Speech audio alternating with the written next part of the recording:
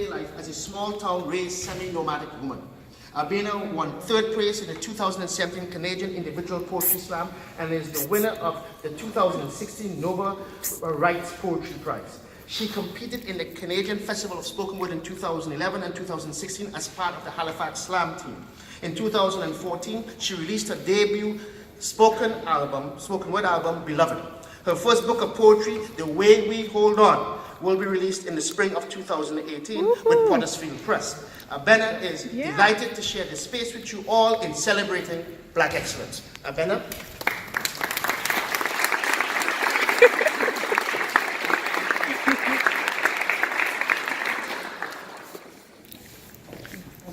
Greetings, everyone.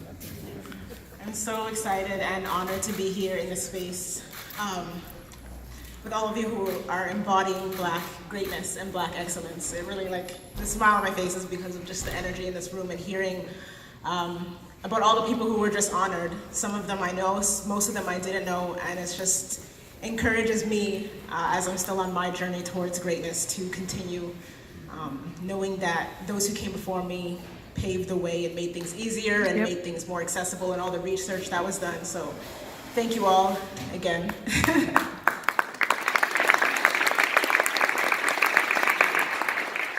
So I'm here to share a couple of poems.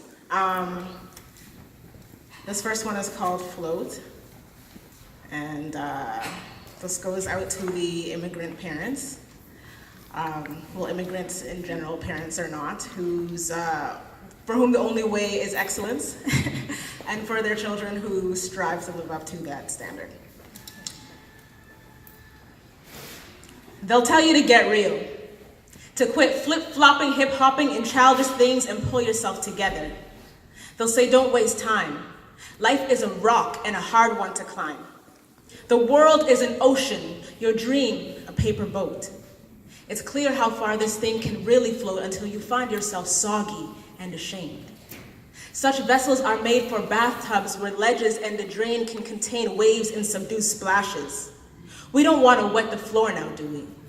We don't want to be poor now, do we? You recall the voice of your mother saying, $100 is not enough to live off, and your father's observation that he doesn't see your passion. He must have forgotten the last time that you shared your heart. They told you, with the best of intentions, not to waste time. Your mother is one of 3 children, your father one of 14. Neither knows how to swim. They flew to this country on the wings of sacrifice and ambition, knowing little about the land that would tie immigrant ribbons to their wrists. They came to make a living that would eliminate questions of security for them and their families. They wanted their children to know how to breathe underwater. So they'll tell you what they wish they had known, what they wish they knew then, what they would have done with the buffet of options in your grasp. They will offer their practice as compass and be anxious when you don't choose the same path. They had no astronaut opportunities, no space for exploration. The real world is at hand, they'll say, and I fear you're not ready. But a wise woman once told me, don't adopt others' fears. Not every homeless emotion needs to find shelter in the concave of your heart.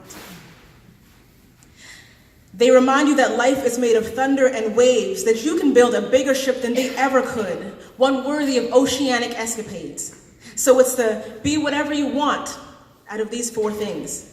The don't get distracted by implausible options. The focus on something, but don't box yourself in. How tight is the tension between generations? Child of immigrants, you are their investment. But just like them, you want to stand on the wall of realized potential, to offer something into this world that is healing and beautiful. You want to afford life's pleasures and necessities in this ocean reality that loans life jackets selectively. You've been learning how to swim. You want them to know that you never planned to settle for paper boats. You know that it is not enough to just float. It is not yet your privilege. Perfect.